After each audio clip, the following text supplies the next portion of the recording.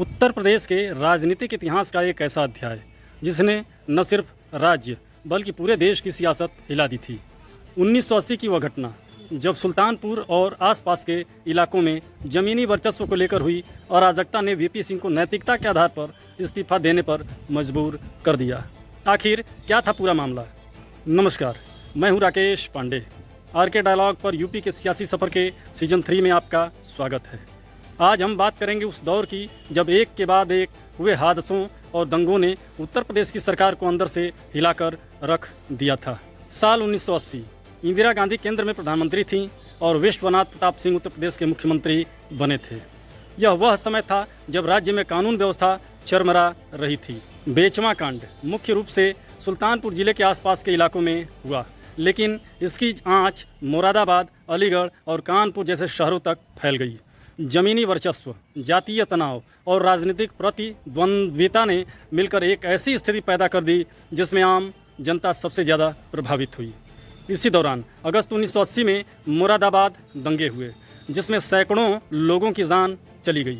सरकारी रिपोर्ट के मुताबिक 83 मौतें हुईं, लेकिन अनौपचारिक आंकड़े इसे 2500 से लेकर 2600 तक बताते हैं। 13 अगस्त 1980 की सुबह ईदगाह में करीब 50,000 लोग अपना धार्मिक आयोजन कर रहे थे।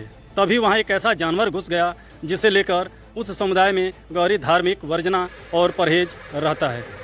उस समुदाय ने पुलिस से इसे हटाने की गुहार लगाई, लेकिन पुलिस ने तुरंत कोई प्रभावी कार्रवाई नहीं की। गुस्से में भीड़ ने पथराव शुरू कर दिया। एक पत्थर तत्कालीन एसएसपी को लगा, वे गिर गए। मौके पर मौजूद एसडीएम डीपी सिंह गंभीर रूप से घायल हुए और बाद में चोटों के चलते उनकी मृत्यु हो गई। पुलिस ने भीड़ पर गोली चलाई, सैकड़ों लोग मारे गए, कुछ भगदड़ में दब गए। इसके बाद हिंसा ने विकराल रूप ले लिया। बस्तियों में लूटपाट, पुलिस चौकियों पर हमले और बदले की कार्रवाई का सिलसिला शुरू हो गया। इस घटना के बाद विपक्ष ने वीपी सिंह सरकार पर जमकर हमला बोला। बीजेपी नेता लाल कृष्ण आडवाणी ने विधर्मी संगठनों को जिम्मेदार ठहराया, तो कांग्रेस के केंद्रीय मंत्री योगेंद्र मखवाड़ा ने आरएसएस और जनसंघ को दोषी ठहराया। प्रधानमंत्री इंदिरा गांधी ने विदेशी ताकतों यानी पाकिस्तान का हाथ बताने की कोशिश की, लेकिन जब न्यायमूर्ति एमपी सक्सेना आयोग की रिपोर्ट आई तो उसमें हालातों और प्रशासनिक विफलता को उजागर किया गया। विपक्ष ने राज्य में कानून व्यवस्था के पूरी तरह चरमराने का मुद्दा बनाया। सवाल उठाए गए कि क्या एक मुख्यमंत्री के रूप में वीपी सिंह अपनी नैतिक जिम्मेदारी से बच सकते हैं? केंद्र सरकार पर भी दबाव बढ़ा। इंदिरा गांधी ने शुरू में वीपी सिंह के इस्तीफे को मंजूर नहीं किया और कहा कि इस्तीफा देने से समस्या हल नहीं होगी।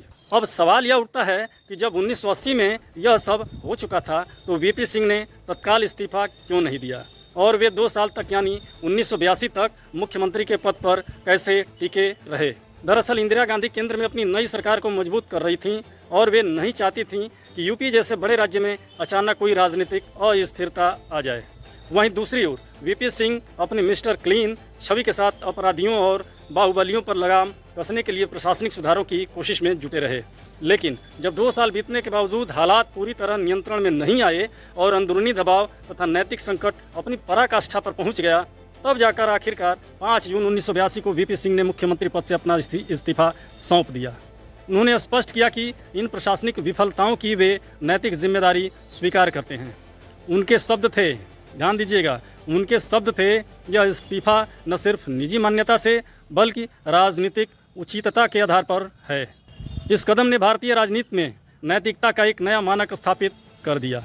बेचवा कांड और मुरादाबाद दंगों ने साबित कर दिया कि जब जमीनी वर्चस्व, जातीय तनाव और राजनीतिक स्वार्थ मिलते हैं तो नतीजा कितना विनाशकारी हो सकता है। वीपी सिंह का इस्तीफा भारतीय राजनीति में एक मिसाल बना। जब एक नेता ने नैतिकता के आधार पर कुर्सी छोड़ दी, यह घटना आज भी हमें सिखाती है कि सत्ता में बैठे लोगों की जिम्मेदारी सिर्फ कानून बनाने की नहीं बल्कि जनता की सुरक्षा और शांति बनाए रखने की भी होती है। क्या आज के नेताओं में ऐसी नैतिक हिम्मत है? कमेंट में आप जरूर बताइए। दोस्तों, इस पूरी मेहनत और रिसर्च के सफ़र में आरके डायलॉग की इस टीम को सपोर्ट करने के लिए स्क्रीन पर आ रहे QR कोड को स्कैन करके अपना सहयोग ज़रूर दें। आपका छोटा सा योगदान इस ऐतिहासिक कारवां को और आगे बढ़ाएगा। मिलते हैं अगले एपिसोड में, तब तक के लिए बहुत बहुत धन्यवाद।